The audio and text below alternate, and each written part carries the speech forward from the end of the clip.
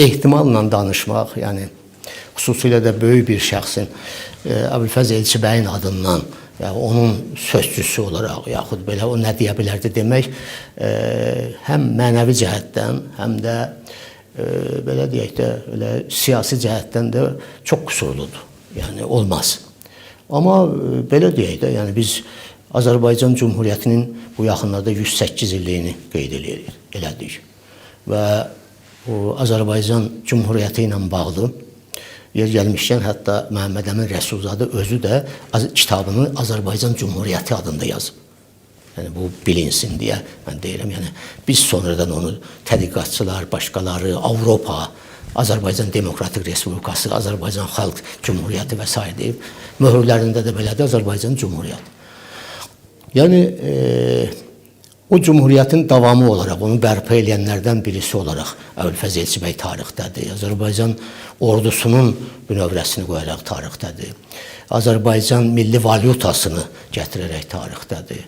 Və o cümlədən də yəni düzdür, bir mənalı qarşılanmır bu, amma tarix üçün həm də bilinməlidir ki, bizim də tərəfimizdən deyilməlidir ki, 33 il bundan öncə də Heydər Əliyev də Azərbaycana, Bakıya, Naxçıvandan Bakıya dəvət eləyəndə Əbülfəz Elçibəy olub. Yəni bu da faktdır. Düzdür, bunun əleyhdarları çoxdur. Deyirlər o belədir, belədir, filandır və s.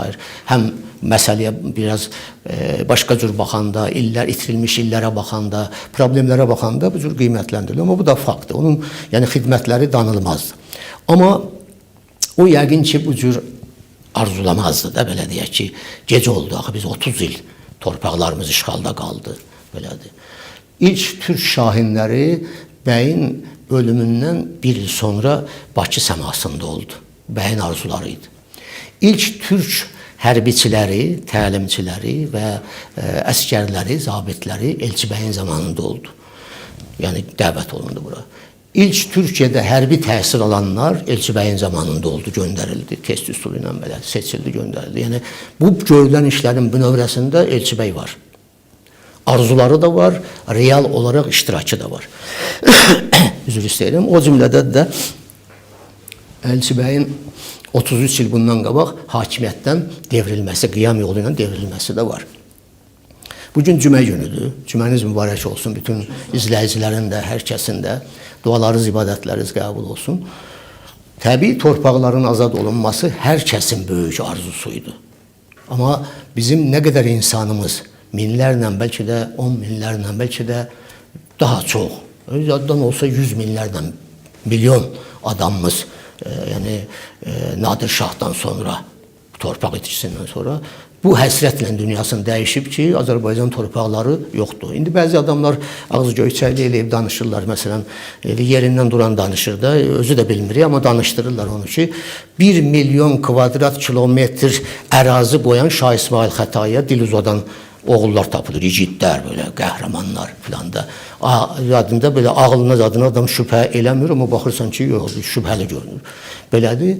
Yəni bu ərazilərin bütövləşməsi üçün işğalda olan, ən azından yaşımız çatan, tədqiq elədiyimiz, oxuduğumuz, kitablardan gördüyümüz və s. bunları bərpa eləməkdən ötürü çalışan, arzulayan, dua eləyən, amma onu görməyən adamlarımız var.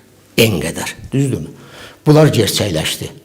44 günlük savaşda və o 23 saatlıq antiterror əməliyyatında. Təbii ki, bunu hər kəs alqışlayardı, ruhları da şad idi hər kəsin.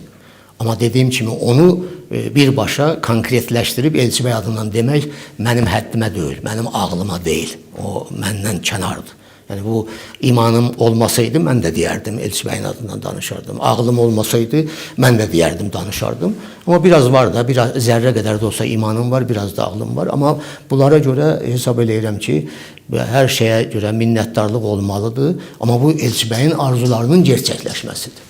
Onu deyə bilərəm mən. Arzularının Azərbaycanda olanlar, bəli, baş verənlər və üzr istəyirəm, yəni torpağın işğaldan azad olunması, onun arzularının gerçəkləşməsidir. Amma indi burada daha nələr var? Biz bu qədər forumlar keçirdirik. Dünya dövlətləri sayı bilinməyən, qonaqlar sayı bilinməyən. Amma Azərbaycanın qaz problemi var, gülüncdür. Mən 2 gün bundan qabaq təsadüfən bir verilişə baxdım. Qəbələ ölkənin ən inkişaf eləmiş rayonudur. Qəbələ az qala ikinci paytaxt olur, üçüncü, dördüncü, Gəncədən sonra nə belədir. Qəbələdə qazı olmayan kənd var. Yardımlıda 10% qazlaşdırılıb kəndlər. Biz Avropa ölkələrində qaz veririk. Meşələrimiz də 0 yoxa çıxıb. Amma ekoloji daha çox da lazım olan filan da belə tədbirlər keçiririk. Yaşıl dünya ilə bağlı, hər şeylə bağlı, meşələrin qorunması ilə bağlı qaz problemi var. Yəni bu ciddi məsələdir, özü də problemdir. Kəndlərimizdə qaz yoxdur. Bu siz xatırlatdınız deyə deyirəm. Yəni mən 1 il 8 aydır efirlərdə yoxum. Son dəfə də sizlə görüşmüşəm, o da deyəsən bağlantı ilə olubdu belədir və belə mən həkimlərimə minnətdaram. Sonra bu baş verən məsələlərlə bağlı biraz sarsıntı yaşadım deyə ona görə də olmamışam. Bütün Azərbaycan insanına, bizə, ailəmizə dəstək verən hər kəsə minnətdaram. Elə buradan deyirəm, Azərbaycan mediasına minnətdaram ki, mənim ağır, faciəli günlərimdə məni tək qoymadı. Bütün siyasilərimizə minnətdaram. Çoxsunu da o görüşlərdə tanımadım.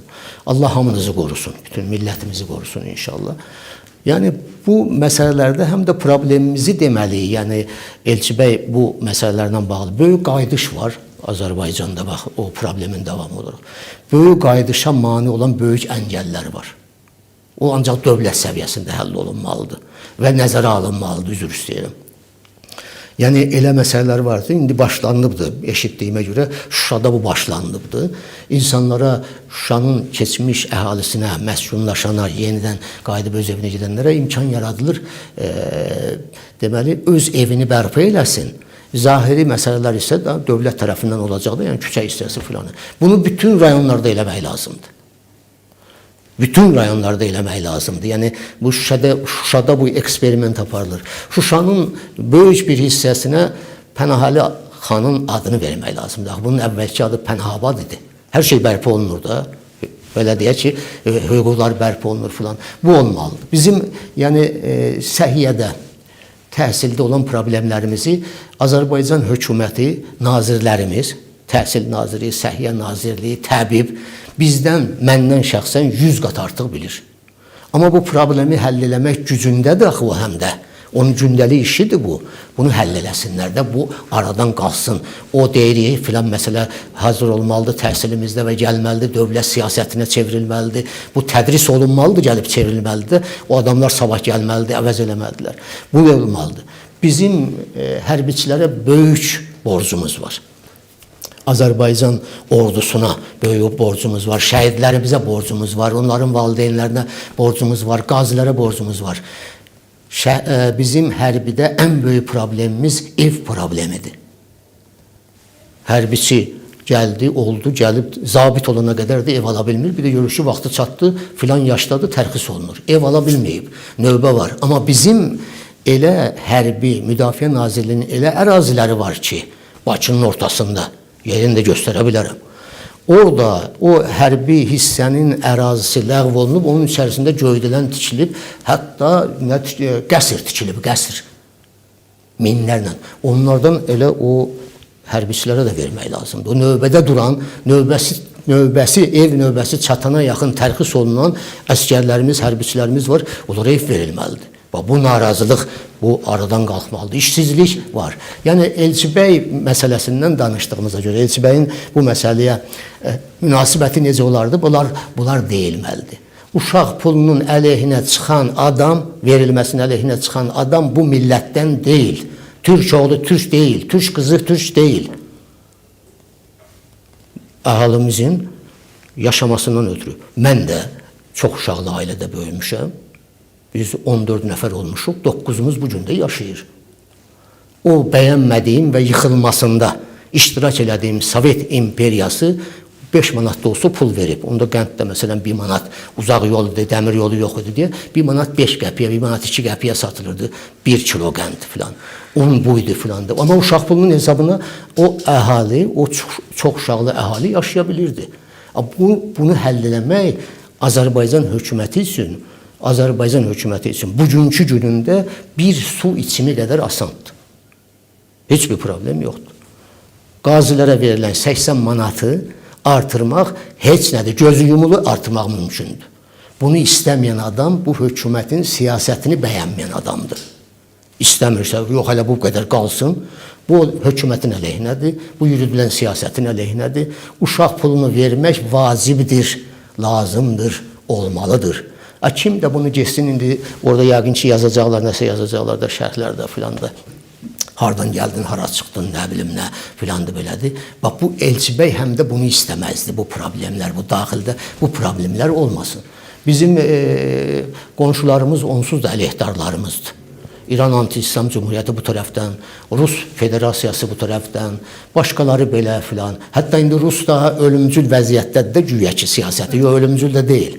Amma yenə də görürsünüz ki, deyir, elə Paşinyanın arxasında vurmaq istəyir, Ermənistanı təzədən qaldırmaq istəyir və s. bunlar var. Yəni, onlardan əl çəkmirlər. Ona görə də bütün bunlar olmazdı ki, Allah istərdi ki, olmasın, biz də istəyərdik olmasın. O cümlədən də Elçi bəy də bu cür arzulayardı ki, yəni daxili problemlər olmasın. Bu qədər mühüm işlər görülüb, böyük işlər görülüb.